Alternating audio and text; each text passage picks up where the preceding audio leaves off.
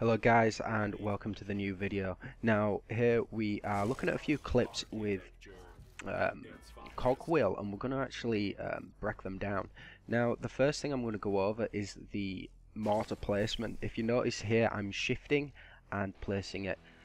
It's quite good to hide them. I see a lot of people keeping them quite out in the open. The thing you don't want to do is something like this. Now, it was quite painful to see, and it hurt my pride a little bit because I love Cogwheel. But the guy, I'm guessing the guy was new. I'd suggest if you're going to play this game, do the quick tutorial. It's not that difficult, and just think about the game a little bit before you place things. It actually put me off the game that much that I had to stand up and shake my head. Another thing I'd like to get into is the fact that what you need to do is, as Cogwheel, well, as any really, to take down the trees. Now, taking down the trees doesn't give anything special or extra, but it removes cover for the enemy.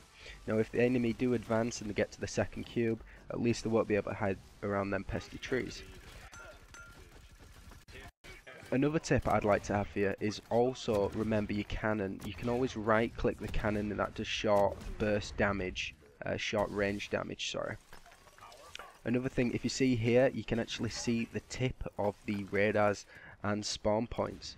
Another thing I'd also suggest you all do is to make sure you use your mortar special as soon as it's available.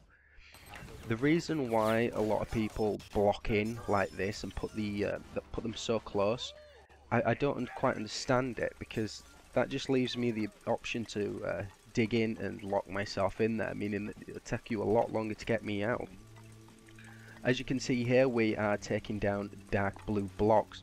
This is because these give a higher value of block, and before the match starts, it's always advisable to have at least 1,000 blocks, so then you can place your spawn point. Now guys, we need to get tricky with the spawn points. Try to hide them in strange places that are a bit tucked away.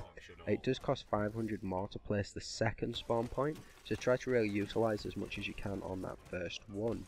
Another thing I'd suggest is to use a radar. This is because if they've got a radar up also, then you'll also be able to see that before you place your spawn point, and it won't be flagged to the other enemies. And as you can see here, this guy was shooting the blocks with the minigun. Don't do that, guys. Never do that. And if you want to see this screen a bit more, then I'd hope that you enjoy these tips. Thank you and take care, and don't forget to subscribe.